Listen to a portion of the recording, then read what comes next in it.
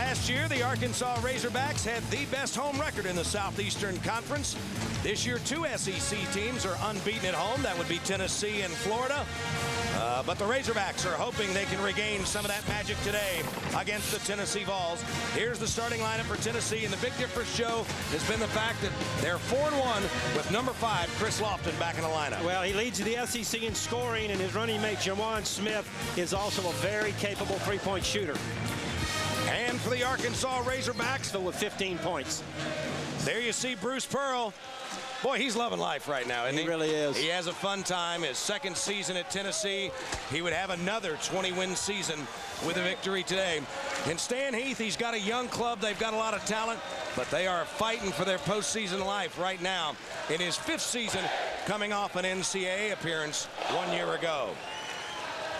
This jump ball is brought to you by Alltel Wireless. Take the MyCircle head-to-head challenge at alltelcircle.com and see how the competition stacks up against MyCircle. Tony Green will throw it up. He'll be working with Rick Crawford and Tracy Woodson. And Joe, we had this matchup last year in Knoxville. It was a doozy. It was a great game. Tennessee was ranked 10th in the country on that day, and Arkansas went on the road and won a signature game that really got them into the NCAA tournament last year. Tennessee starts man-to-man here, as we expect. They will full-court press. They want to try to take Arkansas out of their comfort zone with pressure, but Bruce Pearl told us this morning that he's got to be careful because here at home, Arkansas is very effective running the ball down the floor in transition, so they want to try to keep Arkansas in front today. Boy, and Arkansas has some big mismatches. Can they take advantage? They couldn't that time as Juwan Smith got caught on Darian Towns. Well, you've got Dane Bradshaw at 6'4", trying to guard 6'10" Darian Towns inside. That time Wayne Chisholm helped out with a beautiful block. You're a coach. You really think Bradshaw's 6'4"? That's what they list him as. You can always take about an inch and a half off of all of them. He's about 6'2.5", maybe 6'3". There he is in the corner. He's been in an awful shooting slump, and that one goes way down and pops out. Bradshaw, over about the last month, has only shot 12% from the field. Nice ball movement by the Hogs, and Beverly can't get his baseline jumper to go. Smith, pretty move on the baseline. Open in the corner again, and again Bradshaw can't hit, and it's got to really be in his head now. That's exactly what Bruce Pearl was worried about. In Sonny Weems, Patrick Beverly, and when Gary Irvin comes off the bench, Arkansas has 3 very explosive perimeter guys who can run the floor with speed, get to the basket before the defense gets set up. We saw it right there, Dave. This is just simply speed. McCurdy leads. Sonny Weems flushes it down. The orange slow getting back on the defensive end. Nice pick and roll right there, and the bucket is up and in by Wayne Chisholm, a guy who gets better with every possession. Well, every time they screen for Chris Lofton, he draws a lot of attention, and when Arkansas hedged out, Chisholm rolled to the basket, and Lofton doesn't get enough credit for his passing ability. Yeah, you see how much help. See the 2 white shirts, all the attention, and then Chisholm just rolls right to the goal. Nice bounce pass, finished by the freshman Chisholm, and Chris Lofton, one of the reasons why he is a strong candidate for SEC Player of the Year. And on the inbound, Stephen Hill is going to get called for the foul.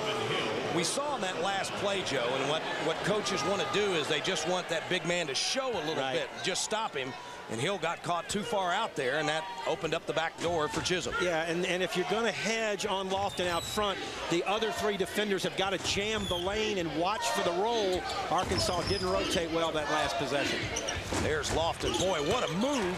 He just put on McCurdy, and he absolutely drained that 3. Well, you know, it's arguably he is the best off-the-dribble shooter in the country, Dave, and you saw it right there. Off a left-handed bounce, pull up from 23 and knock it in. He not only pulled up from 23 and knocked it in as Smith gets the rebound, but he left McCurdy standing flat-footed. Yeah, I think we're going to see Gary Irvin on him before too long. Irvin is much quicker than McCurdy. Lofton this time off the bounce, and he crosses over with a right hand. Pretty move by Chris Lofton.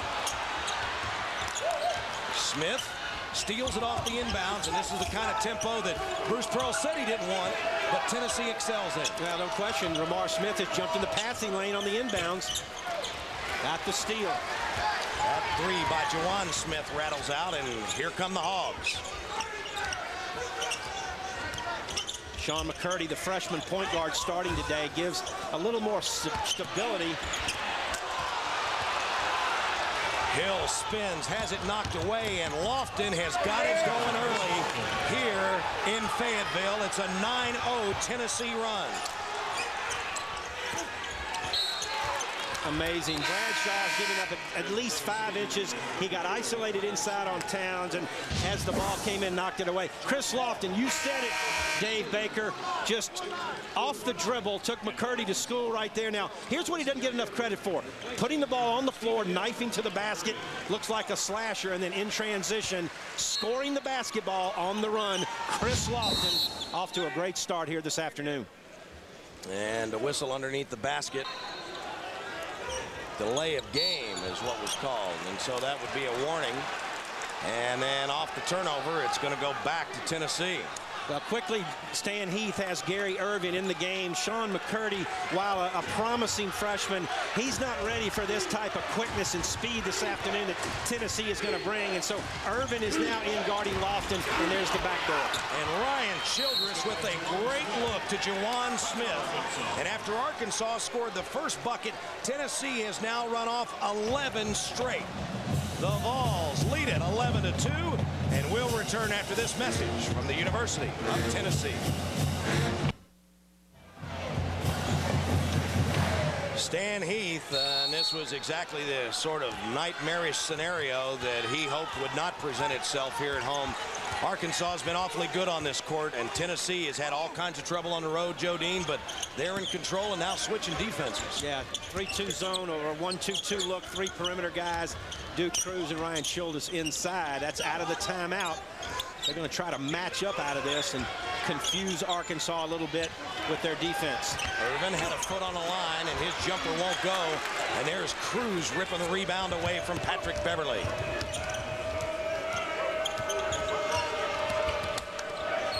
Jordan Howell in the game now for Tennessee, along with Ryan Childress. Tennessee always pushes the ball down the floor to try to find early shot opportunities. When they don't have it, they run this whole half-court set. And got a turnover right there. Irvin with the steal.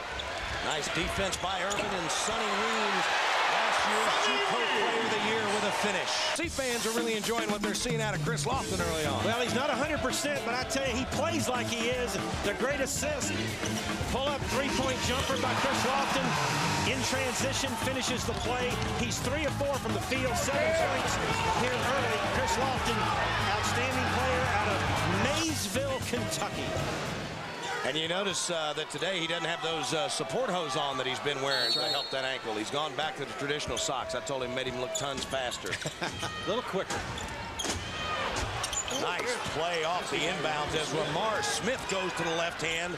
And Tennessee up 13-4. Weems races it back down.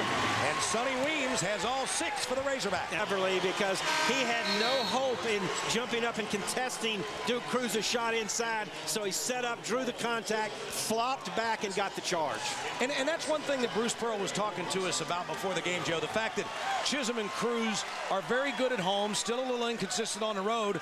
And if Duke Cruz has that to do over again, he just goes up and he's not going to be challenged. Yeah, and that's what Bruce Pearl was telling him on the bench. Just non-recognition of realizing who had come over to help. And it was the smaller Beverly, about 6'1". Cruz at 6'7", just simply had to jump straight up, bank it in for the 2 points. You learn those things with experience in this league. McCurdy on the drive. Out to Irvin. And once again, he attacks the rim and goes up and over Wayne Chisholm. Right at him. We've talked about Gary Irvin. He's the story right now for Arkansas. And speaking of attacking the rim, how about Chris Lofton taking it right at Stephen Hill and drawing the contact? The Razorbacks found themselves in an early hole, but they've gotten off the map. And now they're taking it to the Vols.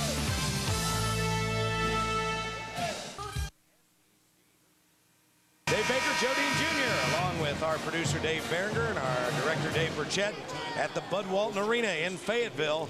Arkansas has put together an 11-0 run. Gary Irvin with 5 of those points during that run, and they've pulled even with Tennessee here as we've just taken the under 12 timeout in the first half of play. You saw the scoreboard there a minute ago. The game we'll be watching from Athens, Georgia. Georgia was up on Mississippi State 21-13. Mississippi State and Ole Miss tied them in the West at 7-6. Ole Miss is on the road tonight at South Carolina. So two big road games for the Magnolia State teams today as they fight for the championship in the SEC West. And did anybody think that would be the scenario with a week to go in the regular season? State was picked 4th in the preseason and Ole Miss 6th. So great job by Andy Kennedy and Rick Stansberry. Irvin again taking it to the rim, and Gary Irvin now with 7 points in what is now a 13-0 Arkansas run. Ball goes inside to Charles Thomas. He turns and faces the basket and finds Gary Irvin, who moves well without the ball. Nice cut and a nice recognition pass there by the big fella, Charles Thomas. Chisholm drew some contact but couldn't get the 3 to go, but there with the follow is Ramar Smith. That's Ramar Smith's strength, I think. A young man out of Detroit. He's not a great outside shooter, but he's very good slashing to the basket and finishing plays around the rim, as we saw right there. And that stops a 13-0 Arkansas run. It's the first Tennessee field goal in just over 4 minutes.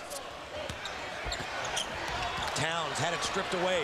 Look at Chisholm. He got the strip, and the big guy draws the foul in the open court. Well, Stan Heath won't like that because Tracy Wolfson, the official right on top of the play, did not make the call. Tony Green was the official on the other side of the floor that made this call look like a pretty good strip.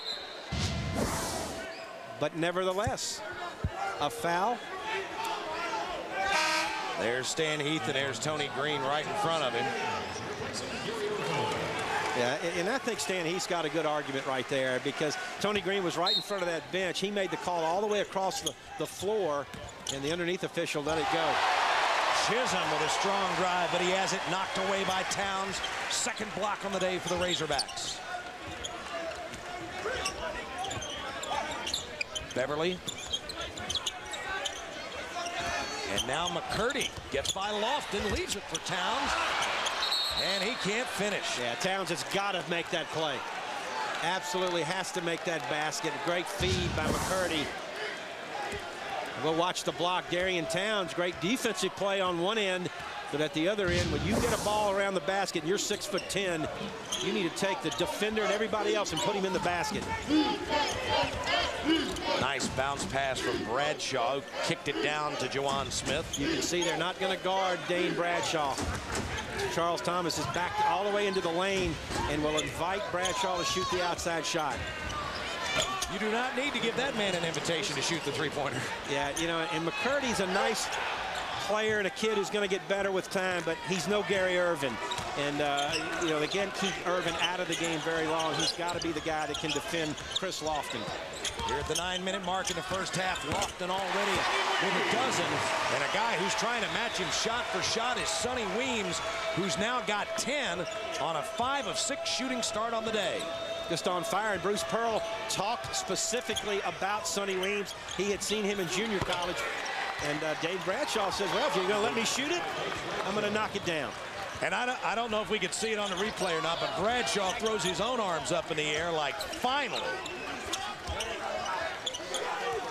Ramar Smith has done a nice job on Patrick Beverly. The two best freshmen in the SEC this year going head-to-head. That's a nice matchup. Man that we talked about won a state championship in high school, also won a national championship in junior college basketball at Fort Smith Community College right here in Arkansas. And you know, Joe, when he was at Fort Smith, he was still finishing up classes. It was Gary Irvin who organized trips to take the Arkansas guys to go up there so they could get used to playing with him. Lofton, sweet spin. My goodness. Well, Lofton used to be a standing shooter. No more, Dave Baker. He's a guy that can put it on the floor, take it to the lane, spin, create, and shoot the ball off the dribble. Boy, he is showing some stuff today. I mean, we've seen a lot from him before, but I think he is determined to show people in this league and others that he's not just a catch-and-shoot guy. Absolutely. Couldn't agree more. Lofton has been doing it all season long, and he's doing it here today in Fayetteville. Rim, and it'll be interesting to see if they attack him with his 2 fouls, try to get him to the bench here in the latter part of this first half. There they're going right at him. Duke Cruz with the spin and the kick out. And Childress gets the 3. You know, they do it so well, Joe. I mean, there are 10 guys on this team. What's the stat? They've got 10 guys on this team that have 5 or more threes on the year. Exactly. I think there are 8 that have double-digit threes on the year, and Childress is probably the most improved player for the Tennessee team. I think Bruce Pearl has really inserted confidence into that young man, and he's come off the bench and given them a lot of production throughout this year. There's Hill. Something you want to see him do more of is the rebound was pulled down in there by Michael Washington, who draws the foul. Yeah, see how they're attacking right at Hill, back into Cruz. Smart recognition. Look at the white shirts. 4 of them around him. Kick it out. Ryan Childress plays a little string music, Dave Baker, here in the Bud Walton Arena. How about that? That was string, too. It was string music, pure string. I'd like to see a guy come off the bench and give yourself some production like Washington doing right here. We talked about power in the paint. He goes to the offensive glass at possession and pulls off the carom and gets himself to the free throw line. That's what Arkansas needs to do against this Tennessee team, who is 11th in the SEC in rebounding.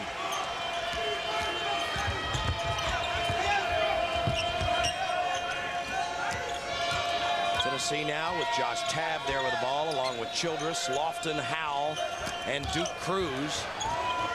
Lofton wasn't ready for that pass by Josh Tabb, but recovered nicely and tipped the ball back out to maintain possession. Look at this. That's too far. I tell you, that was I'm going to guess 32 feet. But, I mean, he was about out there at the hog snout now.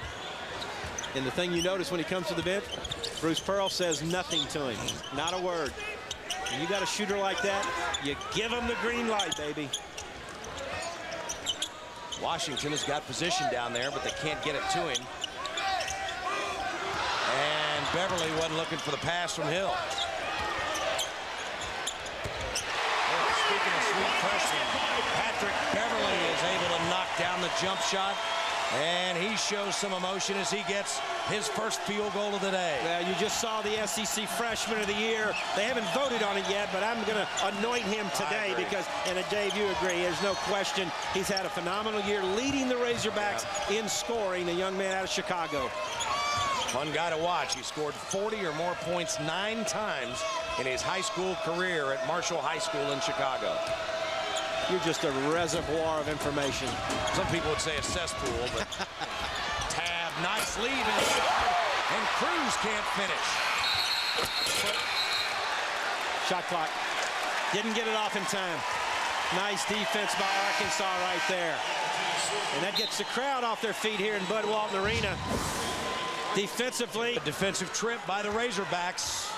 Can they make something happen now at the offensive end? And we've seen some transition plays by both teams, but this has basically turned into a half-court game. Both teams have done a nice job of taking away the fast break.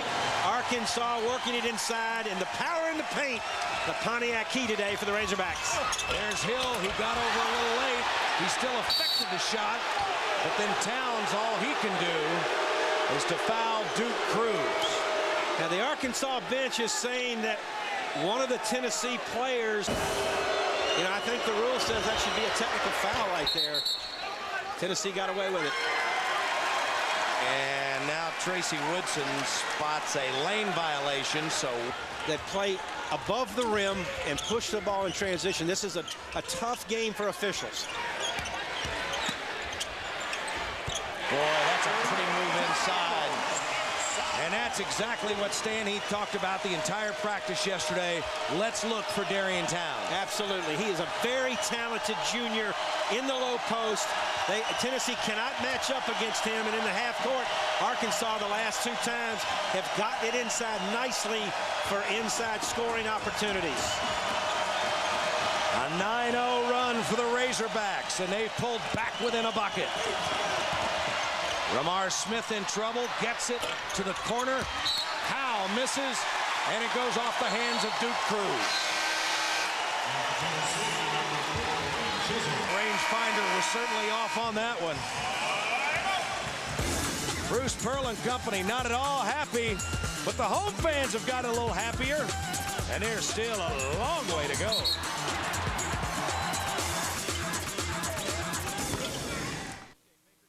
Junior here with you at the Bud Walton Arena. The Big E's got the numbers for us today, Joe, and he tells us that in the first 8.5 minutes of the game, Arkansas was only 5 of 12 from the field, but since then, they've gone 5 of 9, and that's why they've been able to get back in this basketball game. You know, Wednesday night in the win over Alabama, Tennessee turned Alabama over 27 times. That's a SEC high for the year. So far in this game, Arkansas has handled the ball very, very well. Only 6 turnovers, and that's been the story for them. And being able to get the ball into the half court and attack inside with Towns and Stephen Hill. And the Razorbacks getting the most help off the bench so far, although probably throughout the season, Tennessee's bench would be considered the deeper. Well, the way Tennessee plays, that full court frenetic style, they've got to bring guys off the bench and keep people rested. Towns with a tough catch in the bucket. Nobody down there for Tennessee can contest that. And they told Darian Towns yesterday, when you catch it in the lane, take it straight up. Do not worry about getting your shot blocked. There's Bradshaw with a pass to Chisholm. Hill blocked it, but look at Chisholm stay with it. And there is Towns, who has come up big in the first 20 minutes for the Razorbacks. Stephen Hill just changes the game around the basket. We saw it right there. 7-footer with great timing and great shot blocking ability. Second block on the day for Hill. And Joe, you like his upside potential at the next level. Well, I do. He's just a junior. He's got another year here at Arkansas, but a week from today. Arkansas has done a great job the last few possessions of attacking Tennessee defensively on the inside. Take it down low to Towns and Hill and put pressure on the inside game of the Volunteers. The Razorbacks have come back to take the lead on the strength of a 13-0 run. And Tennessee looking for a way to try to stop it. It's been a long time since we've talked about a Chris Lofton shot attempt. He kicks it back to Bradshaw. And he couldn't get it to Chisholm. Irvin speed, wow. What great speed by Irvin to get to the rim. Didn't finish the play, but my goodness, is he explosive. You know, we talked about those 9 points off the bench for Mississippi State. The Big E reminds, or for Arkansas rather, the Big E reminds me that 7 of those are from Irvin, who's been a starter for most of the year. Of course, coming off the bench today with McCurdy getting the start. Yeah, that's a freshman mistake. Do not want to put him on the foul line. Lofton, number 2 in the SEC in free throw shooting. Came flying out of the gates along with Sonny Weems. And with that free throw, Lofton now with 16 first half points. Lofton third all-time in SEC history in made three-point baskets, and he's still got another year to go in Knoxville. Of course, the number 1 three-point shooter of all time played right here at Arkansas, Pat Bradley. Another guy like Lofton that a lot of folks didn't think could get it done at this level. That's exactly right. Weems with a dish. Towns went up strong but couldn't get it to go. Thomas has got the rebound. And boy, you know, there's a lot of contact, but Tennessee is just, they're so undermanned inside. They are literally hanging on for dear life. You can really tell that Charles Thomas worked hard in the offseason. He dropped 10 pounds. He got stronger in his upper body with the weight program here in Fayetteville, and is having an excellent season for the Razorbacks. Stan Heath has always felt like he's got the potential to be their most versatile wing. Bradshaw sees an open Chisholm, and he can knock that one down. Not that time, though, as Beverly brings it the other way for the Hogs.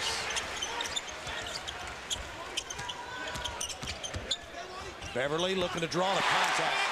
Boy, that's a big-time move right there, Joe. That's special, Dave. You're right. I mean, that's a guy that gets to the lane and knows how to finish plays. A talent, Patrick Beverly. They've been waiting on that. Juwan Smith, I believe his first basket of the game, first 3 of the game. He's a guy that's averaging about 15 a game for Tennessee. Nice drive as McCurdy draws the contact. About the freshman leading scorer for Arkansas, Patrick Beverly, just leans in, the leaning jumper over Bradshaw. That young man's very special right there. Can really play, average 37 points a game in high school. You talked about all those 40-point nights he had up in Chicago. Stefan Welsh, number 2, has just checked in for Arkansas. His first action of the day, as Stan Heath and Bruce Pearl continue to go deep into their bench in what has been a hard-fought and competitive first half of play. Lofton now checked by Thomas. He might raise up right there. Childress pulled down the rebound as he just kind of reached over top of Beverly. Childress just is kind of the utility man for the Vols. He makes threes, gets rebounds, defends, just does a little bit of everything to help the Orange. Howell can't get past Beverly.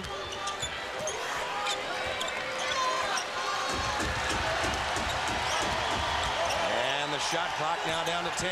Cruz got a break. And look at the recovery by Towns. Juwan Smith had an open look underneath, but he couldn't convert. And now the Vols steal it back away. How? There's my man, Ryan Childress again. Woo. Calling for one shot here. They'll go for the last shot. This would be your basic description of helter-skelter kind of play right now. Organized chaos. Smith can't hit as he almost falls into the scorer's table. But Arkansas, with a 19-5 run, ends the first half of play, and the Razorbacks lead the Vols by a count of 36-33. We're coming back with more from Fayetteville right after this.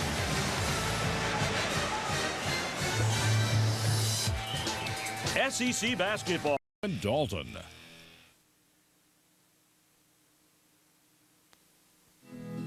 Chevrolet presents the SEC Community Service Team, recognizing the superior community service efforts of league basketball players. Today's honoree is junior guard Chris Lofton from the University of Tennessee. Chris volunteers at the local Boys and Girls Club, playing with kids and signing autographs. He's also been a bell ringer for the Salvation Army, raising money for shelters and other Salvation Army programs. Chevrolet is proud to salute Chris Lofton for being named a member of the SEC Community Service Team. To learn more about the team, visit lfsports.com.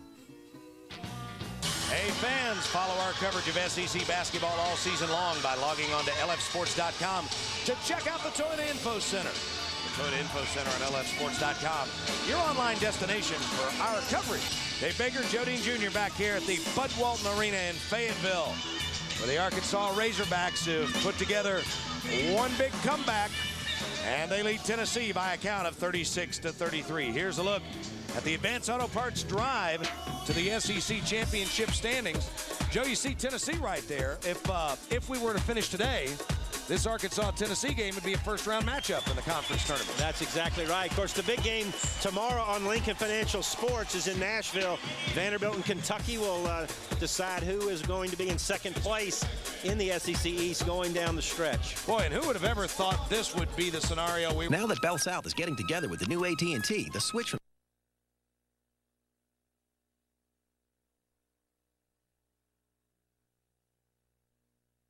Atlanta, where you could get a chance to shoot for $1 million. If you can hit 5 three-point shots in 30 seconds, you may be selected as one of the 2 finalists who'll compete to shoot for Saturday on March 10th. There with Georgia having a 14-point halftime lead over Mississippi State. Virginia Tech on top of Miami in the second. It is 36-33. The Arkansas Razorbacks over the Tennessee Vols. I'm here with one in a million as well, Joe Dean Jr. And Joe, a game of streaks in the first half.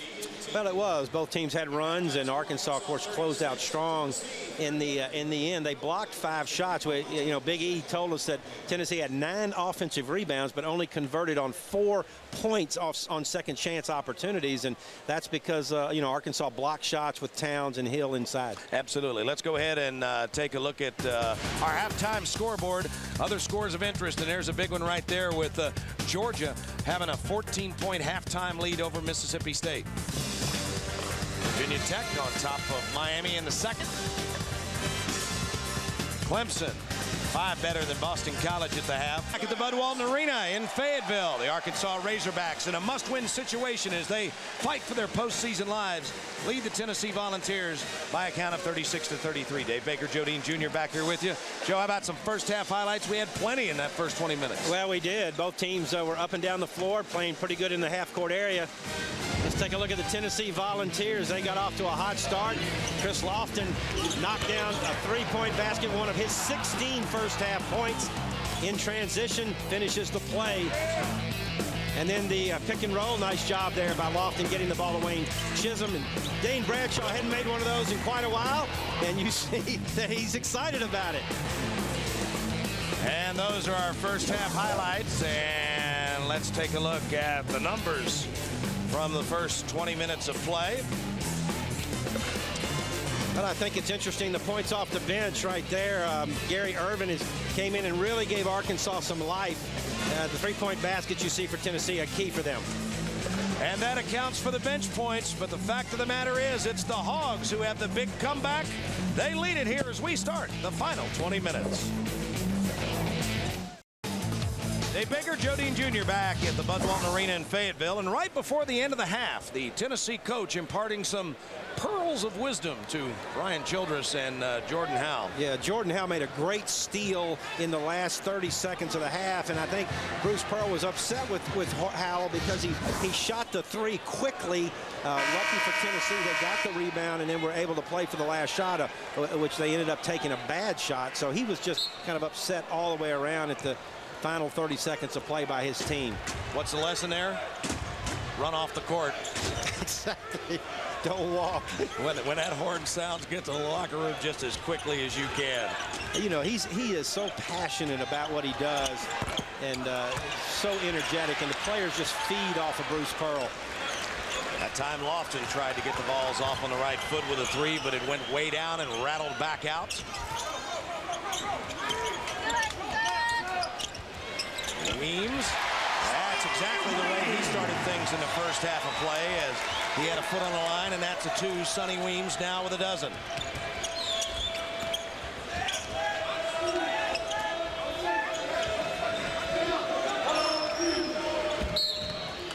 And a whistle away from the ball.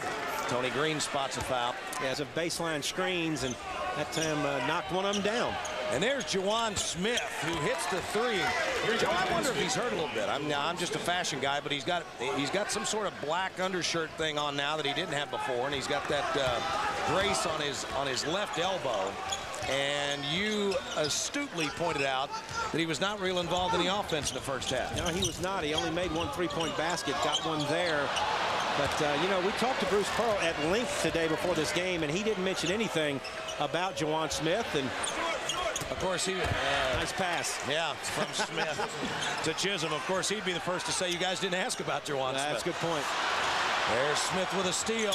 Tempo of Tennessee's liking, but Lofton 0 of 2 from outside the line to begin the second half of play. That's the way Tennessee wants to play. Press on made baskets, get the steal, and transition into quick shots. We mentioned that Wednesday night against Alabama, Tennessee took 81 shots. I mean, that is a lot. Irvin, he had a toe on the line. He signals 3, but Rick Crawford got it right. He had a foot on the line. It's a 2-point jumper. Lofton, drive, tried to leave it for Chisholm, but it was batted away by Towns.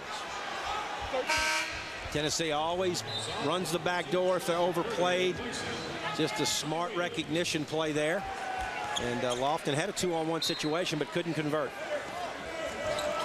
Sonny Weems quickly goes to the Arkansas bench in favor of Sean McCurdy. Oh, what passing. I tell you, that was incredible. The passing, one pass back over his shoulder, 3 passes right around the rim, missed the layup, and then got the tip in. The Vols stay with it, and they finally get the points. And once again, we're all tied up at 40-40. That time, Hill was looking for the foul, and he's going to get it. He couldn't get to the pass because Bradshaw had a hold of him. All right, now watch this. This right here, Ramar Smith goes up. Watch the over-the-shoulder pass by Smith.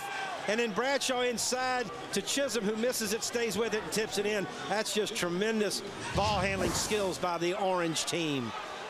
But it was the hustle that eventually got them the points as they just stayed with an old school style up on the glass. Look at that. You got a 7-footer guarded by 6'2" Josh Tabb, and Tabb ends up with the ball. How does that happen? Just poor job passing the ball by Arkansas. You just got to throw the ball up high above the defense when you're throwing to 7-footers. I mean, the little guy maybe can make himself 7 feet, but the only way the 7-footer comes down to his level is if the ball's there. That's right. Hal thought about it. Tabb, nice look inside, and Duke Cruz with a finish. Now they're into Tennessee basketball right now. Pressure, score, get in that press. Big guy up on the basketball, Duke Cruz, making it hard for McCurdy to find an inbounds receiver. And they couldn't get the timeout. They were screaming for a timeout from the Arkansas bench, but it's a 5-second call, and Tennessee gets it on the turnover. Childress had trouble finding somebody, and good call. Yeah, absolutely. Beverly just shoved Josh Tabb in the back. Well, they ran a screen in the lane. Arkansas with 5 turnovers in this half. They only had 7 the entire first half, so the Tennessee pressure has turned up. And on that last play, Tennessee opened the lane, and Tabb cut right down the gut and got pushed. Smith works against McCurdy. What a pretty fadeaway by Jawan Smith.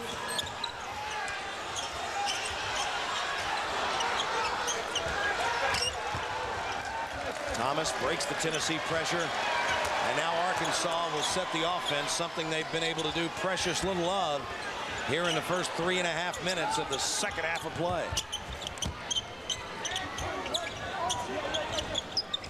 Beverly got Howell up in the air, through the contact, but didn't get the call. Jumped in that time. Tennessee backed away from him. They scouted him, and they know when he goes on the dribble, he's going to try to lean into the defender and even jump into the defender to try to draw the foul. I mean, Arkansas to have any chance to get to the big dance. They've got to win the last 3. Tennessee thinks a win today will put them in. There's McCurdy, who's trapped on the sideline, and they're going to say he got a timeout called.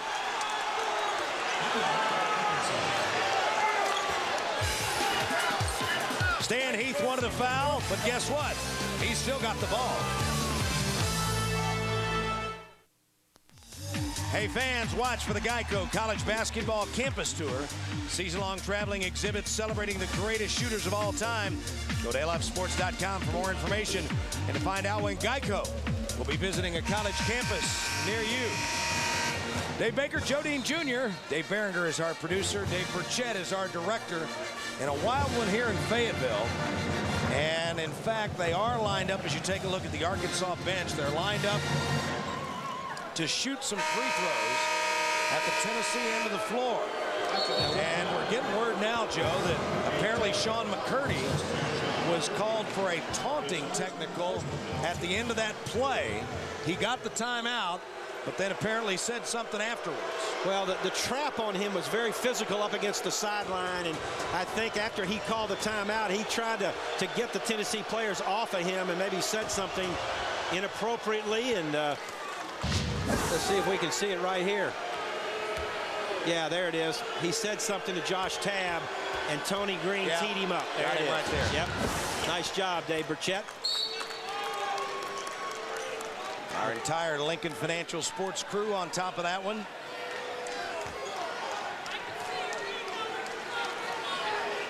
They go back after the technicals. They go back to the point of interruption, which is the Arkansas timeout on the sideline.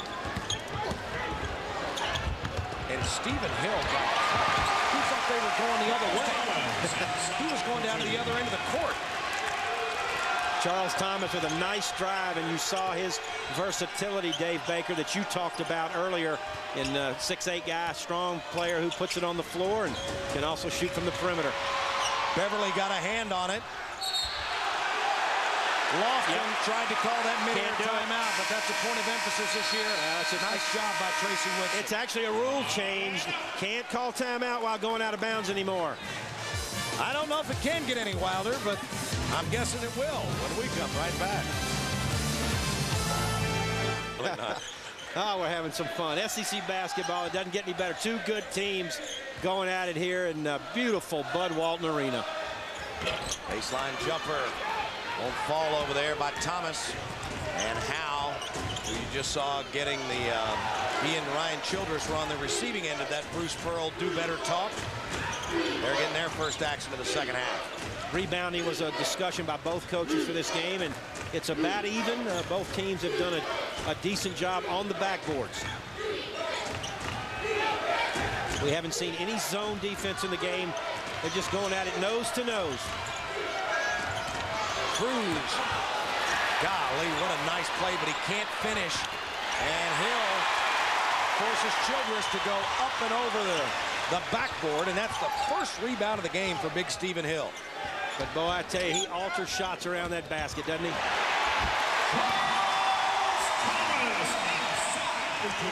And there's that versatile guy we talked about, Thomas and Beverly hooking up. When Arkansas has worked the ball down low to their big folks, they've had tremendous success. And Thomas is going to get called for the bump. Do you? I sure did. I love it. I'm with you, brother. Will that help you on next month's payment any? No. Okay. I'm just checking. I mean, I'm all for We're you. always trying. Childress off the back iron, no good. And Lofton and Beverly fighting for the rebound. And Bruce Pearl really giving it to Josh Tabb.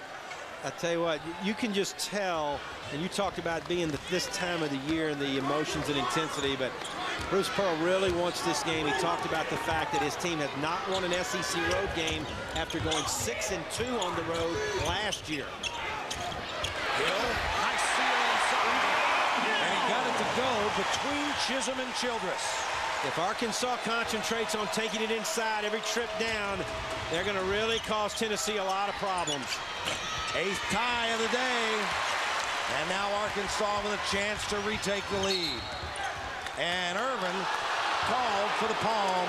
Second time, one against each team today. Well, this has been the point of emphasis by the Rules Committee that, and we're looking at the last play where they threw it. They are not going to allow players to put their hand under the basketball when they're dribbling. 8 ties, 3 lead changes. And that circus move by Lofton puts Tennessee back on top. Lofton just shows you why he's leading the league in scoring and just become such a versatile scorer, shooting inside and taking the ball to the basket. Thomas got a hand on it, but knocked it right to Childress off the missed 3, and Ramar Smith hustles into the front court and draws a contact by Hill. Time now to take a look at our Q Motor Oil. Power 25. The ups and downs they've had. I don't think there's anybody that thought you'd see Vandy there. No LSU, no Kentucky. Yeah, that's right. Kentucky is the mystery. LSU as well. Unusual to see both of those teams not in the top 25. But the SEC this week, the RPI, they were ranked #1 in the country in terms of their RPI strength as a conference.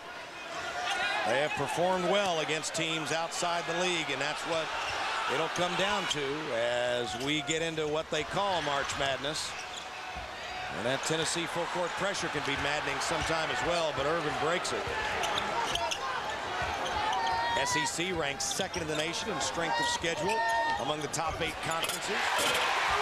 That is absolutely a great job by the Arkansas offense. Last 3 trips, they recognize Towns has got a smaller Dane Bradshaw on him and go right to him for the easy shot. Chisholm tries to answer with a 3, but can't do it. And as we were talking about strength of schedule, off the strength of their inside play. The Razorbacks pull back within a point. Trying to stop a layup. It was a hard foul. Wasn't malicious, but the strained shoulder kept him out of that next game at Kentucky. Against Kentucky, rather. And Stan Heath felt that really hurt the continuity for this basketball team. Well, Charles Thomas is a guy that just brings so much to the Tennessee offense in terms of his ability to score inside, but he can also come out on the floor and feed the other big man that he's playing with, in this particular case, Darian Towns. And off the missed free throw, Chisholm gets called for his third foul. And then Thomas gets another inside bucket. And I guess this is the thing that's maddening to you guys that coach. For whatever reason, all of a sudden, Arkansas has figured out they can throw it inside. They absolutely have. I mean, that's been the difference. And, you know, we talked about that in the open. Nice backdoor. Tennessee ran everybody outside the three-point line and just let Ramar Smith take his man on a backdoor cut and got the nice feed to draw the foul. Watch it. Nobody in the lane. Nobody there. And Ramar Smith against Gary Irvin. A couple of quick point guards. City kids, Irvin from Brooklyn and Ramar Smith from Detroit. And you know, that was one of those called plays, Joe, and it was such a nice call and one that gets overlooked because you saw the shot of Gary Irvin. The crowd was in it. You knew they were going to try to extend the defense. So what do you do when that happens? How about let's go a little back door? Absolutely. But to do that, you got to clear out that lane, and they ran everybody outside. A call play by Bruce Pearl. Well done, and Smith converts. And as Tennessee and Arkansas continue to battle, you were just taking a look at our Dr. Pepper scoreboard. Beverly gets it into Weems, who's been quiet after a quick start. Obviously adjustments at halftime by Bruce Pearl to shut down Sonny Weems. Beverly tried that floater that time. Floated a little too much, but there's Weems pulling down the rebound. Towns. Yeah. Darian Towns now has 10. He's got 5 rebounds. But at the other end, it's Chisholm who's able to score at point-blank range for the Vols. Well, it's speed and finesse of Tennessee, running the ball down the floor, backdoor cuts against the strength and power inside of Arkansas. Wow, it's tough to catch your breath, but we'll do that with Charles Schwab's Time to Talk, timeout on the floor. And as the teams discuss strategy, you should too. Get someone to talk with you. Stan Heath and his crew on that Arkansas bench. Defensively, Arkansas has got to shut down shot attempts at the basket, which is what they've given up the last couple of times. Get back 5-on-5, force Tennessee to shoot it over the top. And of course, offensively, they're saying, guys, our bread and butter is take it inside Tennessee, because they are attacking you down by their basket. They almost like to run the fast break as much after made field goals as they do misses, because normally after a made field goal, you have a tendency to relax going back down the floor. So Tennessee runs it right down your backside and tries to get it all the way to the rim before you can get set up. Beverly dumps it right back down to Towns. And he had a good look, and he tried to go a little further inside. And he turns it over the 14th against the Razorbacks. Give Wayne Chisholm credit on the help side, coming over and shutting down Towns that time. We are headed for one wild finish here in Fayetteville. To be real time today here in Fayetteville, it has been a frantic pace as Arkansas and Tennessee play for their postseason lives here on the next to last weekend of regular season play in the Southeastern Conference. We would be remiss if we did not tell you that the announcers for this game are selected and compensated by Lincoln Financial Sports. Any use of the broadcast without the express permission of the Southeastern Conference and Lincoln Financial Sports is prohibited. Dave Baker, Joe Dean Jr. here with you at the Bud Walton Arena in Fayetteville. And Joe, it has been one of those deals. Whenever one team or the other has gotten it going to their tempo, when it's been fast, it's favored Tennessee. When Arkansas has been able to recognize and get it inside, they've been able to put together a run. I guess it's he who adjusts the best down the stretch may very well come away with this. That's right. If Arkansas can shut down the Tennessee run game and not turn the basketball over against the Tennessee press, get into their half-court offense, they have the best chance. Whereas Tennessee, they want to turn you over with their pressure, shoot the three, and if they can hit some threes down the stretch, Tennessee would have a chance here.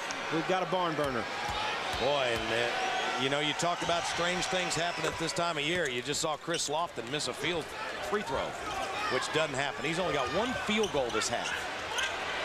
Good adjustment by Stan Heath against Lofton. But there's Lofton to take advantage of the throwaway against the Volunteer pressure. This time, Irvin easily beats it. And boy, Arkansas worked an awful lot that we saw yesterday, Joe, on that press breaker. And then to do something like that in the second half is just something that just drives coaches crazy. Well, normally you wouldn't have your 7-footer Stephen Hill down the floor in press offense, and he's the one that threw that ball away. And look at Tennessee in the open court. Juwan Smith goes to Ramar Smith, who draws the contact. And we talked about that Tennessee pressure. And, of course, they throw the ball into, throw it high to Stephen Hill, but you know, he just doesn't see Chris Lofton running through the passing lane. Smart play by Lofton to get the steal and lay it in. And then at the other end, off of the steal inside, they get it to Ramar Smith. He's got one thing on his mind, Dave, when he catches the ball. I'm going right to that rim and put pressure on the defense. And what he did that time was he put pressure on the man guarding him, Patrick Beverly, who just picked up his 4th. And he now goes to the Arkansas bench along with Stephen Hill, who's got 3.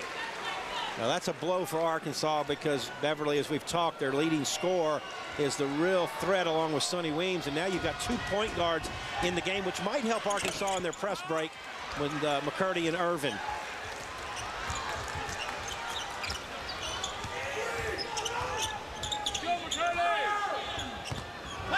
Weems off the curl. Got a good look, but couldn't get it to go, and a nice rebound by Wayne Chisholm.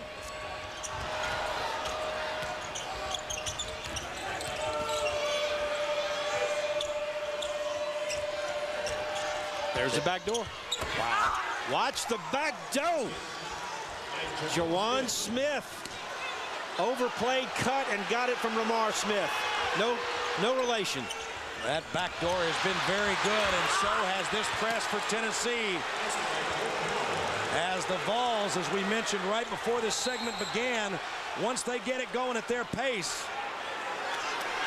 You know, we are so used to seeing through the years the Arkansas Razorbacks playing their 40-minute of hell. In this role reversal. But what turnaround, look at this. The backdoor play, Smith to Smith. Ramar Smith with some emotion, and the full court pressure taking its toll right now on Arkansas. And Joe, take a look at Stephen Hill there. One thing we haven't mentioned is he just doesn't look like he's, you know, real comfortable over there on the bench. And so I question whether or not, you know, that hamstring's still bothering him, whether something else is. But I saw him go to the locker room, and you see him, you know, his teammates trying to help him out. He may have something else going on as well. And if that's the case, it couldn't occur at a more inopportune time.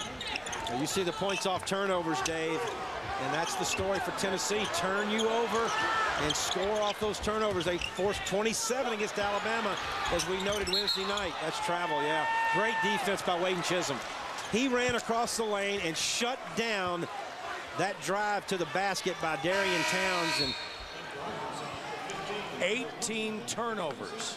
18 turnovers now committed by the Razorbacks. And you talk about a style of play, Joe, and what Tennessee has done is even when they're not making plays, they've got Arkansas now playing at a tempo they're not real comfortable with. What a jumper by Wayne Chisholm. I tell you, Chisholm and Duke Cruz, the big guys for Tennessee, getting so much better. Washington with a nice lead. Weems couldn't get it the first time, but he finished the second. Look at that. That ball hit the backboard, and then it hit Cruz in the head. I mean, Chisholm in the head, and Tennessee was able to maintain possession. What a break for the Vols right there. That ball was going out of bounds. And nobody was upset that they did it. That's the pace they want to play at. Absolutely. Bradshaw up and under, can't get it to go. And Thomas and Bradshaw get tied up. It goes to Arkansas on the alternate possession. Well, the Tennessee pressure allows you to run the ball down the floor and create. Now here they are in half court. Let's see if they take the ball inside. Really, with Hill and Towns out of the game, Charles Thomas is the inside threat for the Hogs. Boy, and take a look at those three-point numbers. these two teams pretty good at shooting it. You would think 8 of 32, they'd be better than that. You know, we watched the attempts. So we talked about 81 attempts against Alabama Wednesday night. Tennessee with 58 attempts on the basket in this game to only 41 for Arkansas. And, of course, that's the turnovers that does that. Pretty dry by Washington, and the fact that he got in the lane and got free just about sent Bruce Pearl's head spinning off his shoulder. And freshman on this floor, Michael Washington, one of those at 6'10" from McGehee, Arkansas. Talked about the 4 freshmen for Tennessee that played so well all season. And, of course, the possible freshman of the year in the SEC, Patrick Beverly. Absolutely. There he is. Of course, Tennessee with that outstanding senior class. That they have gotten so much from this year.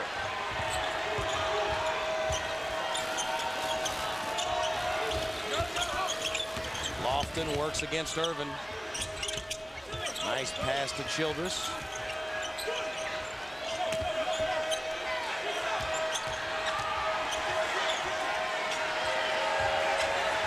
And when Tennessee can't get that early offense, they turn it over. And Lofton from almost out at the pig's tail. I mean, he was on the hog, no question.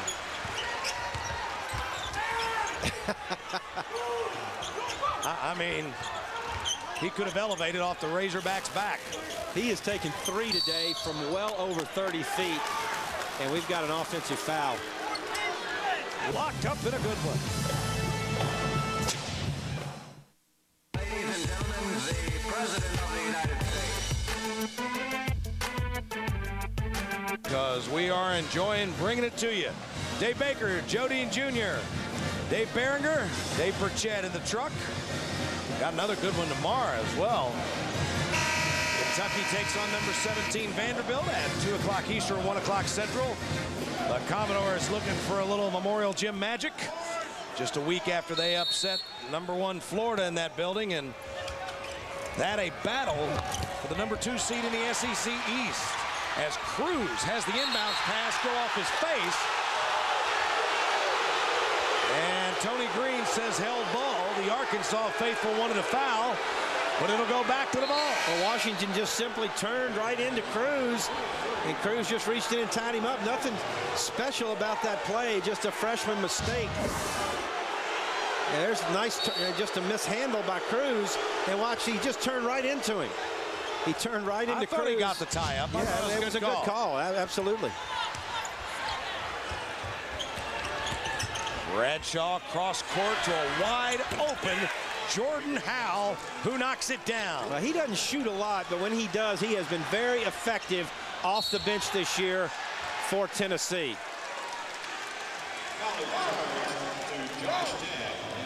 Josh Tabb gets called for his second.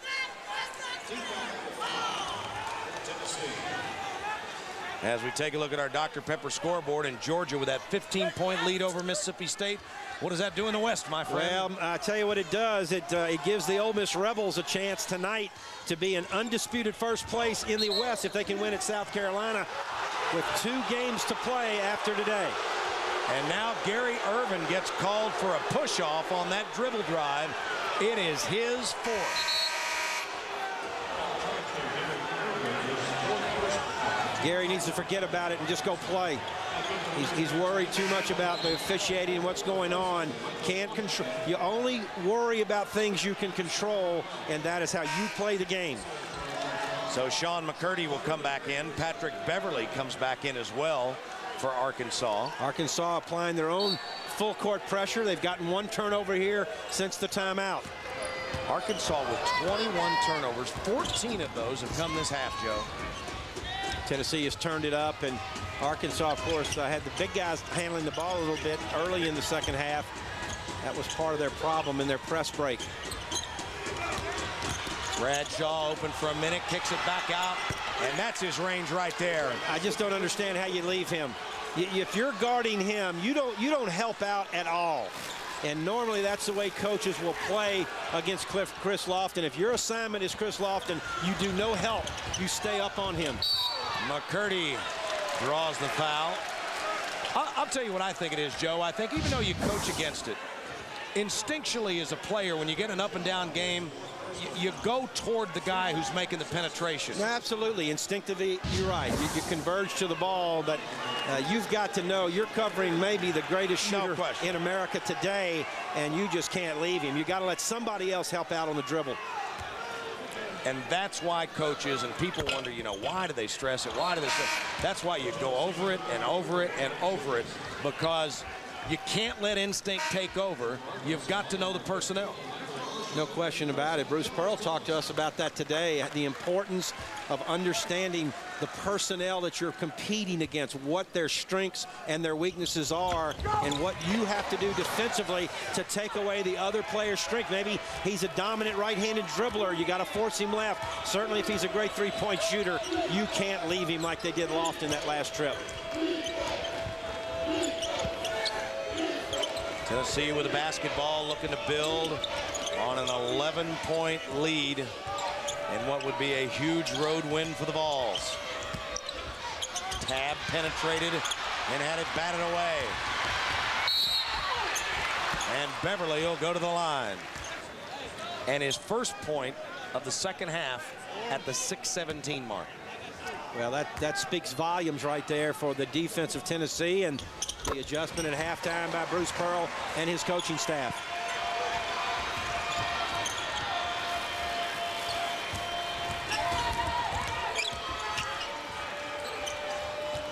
Vols break the pressure, and now Lofton works against McCurdy to set the offense.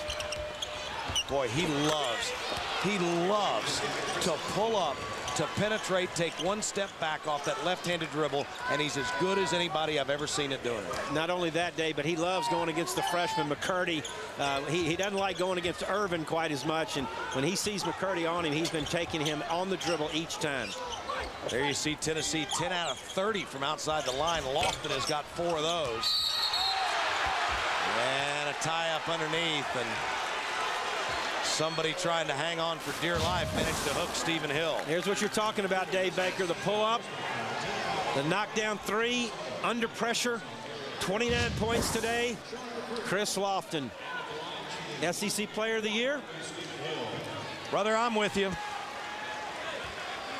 I know that Derek Byers has had a great year down at Vanderbilt. There's a whole triumvirate of guys that have had another incredible year down at Florida.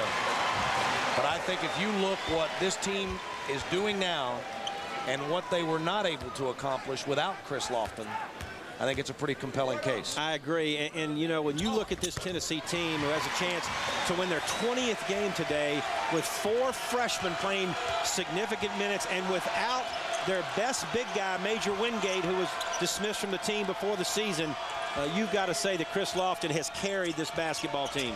Boy, how many people do you think have forgotten about that, the fact that Wingate was in fact dismissed? Think if they had Wingate on this team, because he was a 6'11" guy who was dominant inside.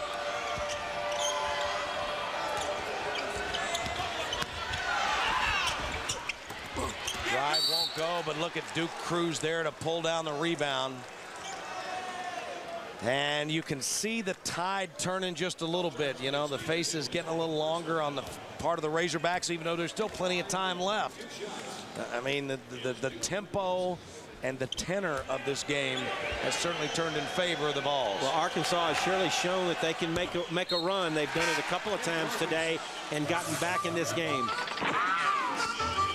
And there you look at the West. We talked about against Auburn at home.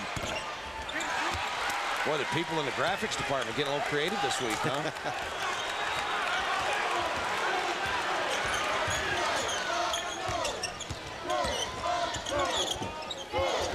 Weems had that great start. We've talked about it a lot, but he's been quiet as well. But that's a nice play right there. Great delivery by Darian Towns. Yeah, Lofton went to double team Towns inside, and Weems recognized that, cut right to the basket. Played a little give and go. 16 points for Sonny Weems, only 6 of those in the second half, though. And there's Lofton with that move again. At that time, just a little bit out of his comfort range. He actually had a drive all the way to the goal that he turned down right there. And instead of McCurdy, he had to shoot over the bigger Sonny Weems. Good job of staying on the floor by Ramar Smith. Patrick Beverly was trying to get him off his feet. Nice hesitation dribble there by Gary Irvin, and I believe that one more will do it. And look at that stat there, Joe. Talk about closing out games. Well, you know, if you remember your SEC history, the only time that a team went into the SEC tournament with a losing record and won the tournament championship was Arkansas in 2000. That's right. And that got them into the NCAA tournament.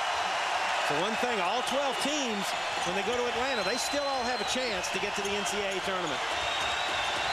And many are saying, and we would agree, it could maybe be the best first day ever in the history of the SEC tournament because of the balance in this league.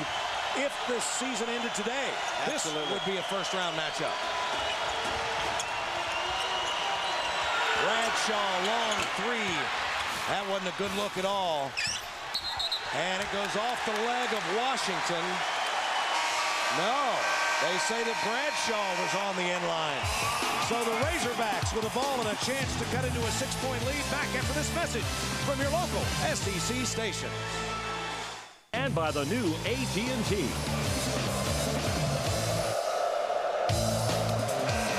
Oh, they're calling the Hogs right now, and they're hoping that they can go and dig back into the great tradition of this program and pull out a great come-from-behind victory late. They'll need it to keep their NCAA chances alive as the Razorbacks have the basketball, trailing Tennessee by 6. 19,000 strong here in Bud Walton Arena. This is one of the great venues in America for college basketball right here. Boy, Joe, look at those numbers off turnovers. And we talk about style of play. And there is Sonny Weems coming alive when his team needs him the most.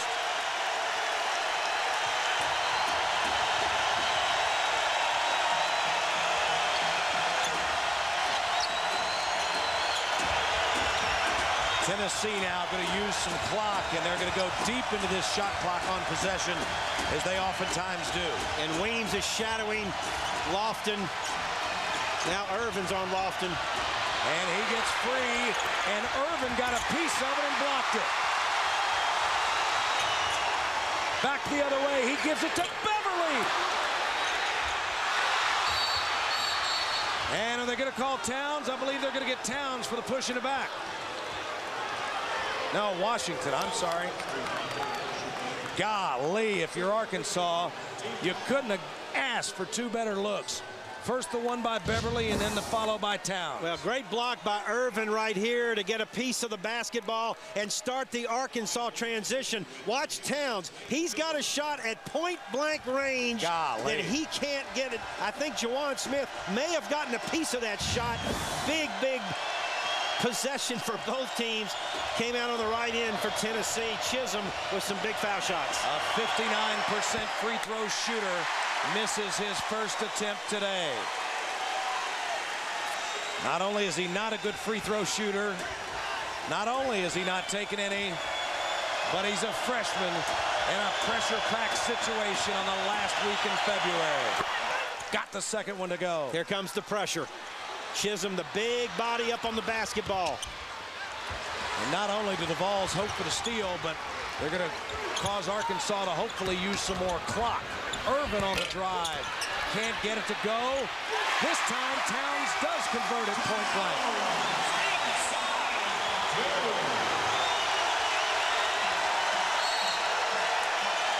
One possession game, and Bruce Pearl wants to sit his offense on the Tennessee bench. Oh, have we got a good one going here in the league, and we're back right after this message from the SEC. Dave Baker, Joe Dean Jr., and Joe, a little redemption for Darian Towns, who missed a big one last trip down. Well, Towns' man has to go help on the penetrating Irvin, and that opens him up on the offensive backboards, and it's 6-10. Darian Towns with a big putback for the Razorbacks. He's out of the game right now. Stephen Hill in. Stan Heath wants his best defensive team on the floor right now. There's Lofton almost being double-teamed. And you know they've got to be looking for him, does Arkansas. but Jawan Smith backs up and shoots a fadeaway three, and Ramar Smith with the rebound and the lead for Chisholm. Organized chaos is what that is. They just got the Arkansas defense so strung out from the loose ball and the bad Jawan Smith three, and now the steal. And then Jawan Smith absolutely strips it from Beverly. You know, Joe, some people might be incredulous, but I mean, that's the way they play all the time, whether it's the first 2 minutes or the last. See how strung out that white-shirted defense is right there for Arkansas, and it just opens up penetration, draw the D, dish it, the flush by the freshman Wayne Chisholm. That's the way Tennessee plays. They get you out of kilter, they get you disorganized, and they know what they're doing by attacking and kicking the ball off for easy shots. So Arkansas has taken the timeout. The Razorbacks have just one left. And there's a look at the last week of the season for the Vols. Couple of breathers there for Tennessee down the stretch. Easy home game on, I guess that probably is a Tuesday night. Is that a Tuesday night game? Yes. Against Florida.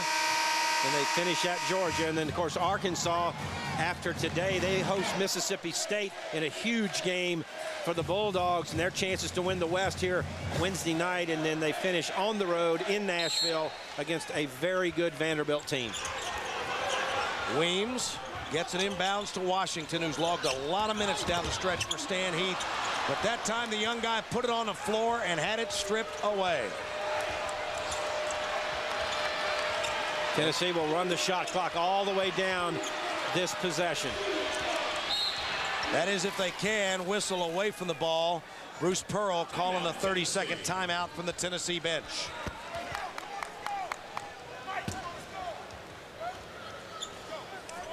So time now to take a look at our Nissan players of the game. For the Tennessee Vols, no surprise, Chris Lofton. He just keeps getting better and better, and I think we can finally put to rest whether or not he's 100%. And Sonny Weems, who hit a big basket moments ago for the Razorbacks. Well, you know, we talked before the game about, you know, we're a week away from the SEC tournament. Who's the SEC player of the year? Last year, Glenn Davis, clear cut, was it at LSU. Jamont Gordon, Mississippi State. You mentioned you could pick 3 or 4 guys from Florida. But for my money, the leading scorer in the SEC, who basically has carried this Tennessee team all year, Chris Lofton, gets my vote, SEC Player of the Year. And look at this set play off the timeout. Man, that is just good right there. Very good by Bruce Pearl. And just a poor defensive effort there on the out of bounds by Arkansas. And you know, it's all about tendencies and everything again. I mean, you've got to believe that the Arkansas guys, and look at Ramar Smith hitting the floor. Was that good? And Jamar Smith converts. Ramar Smith's hustle, diving for the ball, kept it alive for Jawan Smith. And Ramar Smith called for a foul at the other end. But you know that old statement about players making plays? That's exactly what happens. Yeah, they strung everybody out. The spacing by Tennessee. No help side for Arkansas. And Lofton, watch this play right here. Diving after the ball, keeping it alive. Jawan Smith lays it in. That could be the dagger right there for Tennessee in the heart of the Razorbacks. You don't think that Bruce Pearl in the timeout was telling his guys, now, hey, fellas, they are going to be shading like crazy to make sure we can't get a 3. And so what's he do? Zipper, boom. Ran everybody outside. Somebody on the weak side of the floor for Arkansas has got to get off and help out on that drive. Coaches scout this sort of stuff, but if you could go back and look at it, how many times today has Tennessee scored on a set play out of an out of bounds? Many times. Absolutely out. I don't know what kind of percentage they put on it or anything, but when they go back and look at it, that'll be one area they will be well pleased with from today's effort. And here's our Red Lobster, nothing but net, shot of the game. Well, it's the turnovers that Tennessee caused early in the second half without their full court pressure, which basically established the tempo of this game. Tennessee forced well over 20 turnovers and converted a number of points off those turnovers today. You know, and I know fans sometimes get annoyed with announcers. I can't imagine that, but you know, when they hear guys say, players make plays. I mean, what you've seen down the stretch here is you've seen players make plays. Well, that's right. And to go back with the Red Lobster play of the game, Tennessee forced 23 Arkansas turnovers today and converted 36 points off those turnovers. That's the story of this basketball game. And for people that play pressure, the conversion is just as important as forcing the deal. Absolutely. You know, if you're going to press, the recovery. So, Joe, I guess, you know, if Tennessee can hang on now, they appear to be headed to the NCAA tournament. At least that's what Bruce Pearl believes.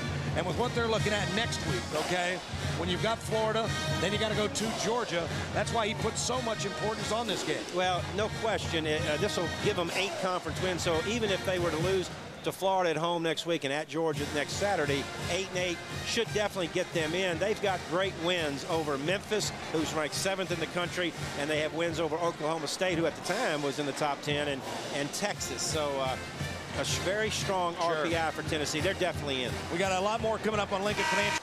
Well, I think it's Kentucky's ability to defend the three-point shot by Derek Byers and Shane Foster, Dan Cage as well. Vanderbilt seems to have Kentucky's numbered, Dave. They knocked them off twice last year, trying for back-to-back sweeps of Kentucky. Vanderbilt hadn't done that in a long, long time.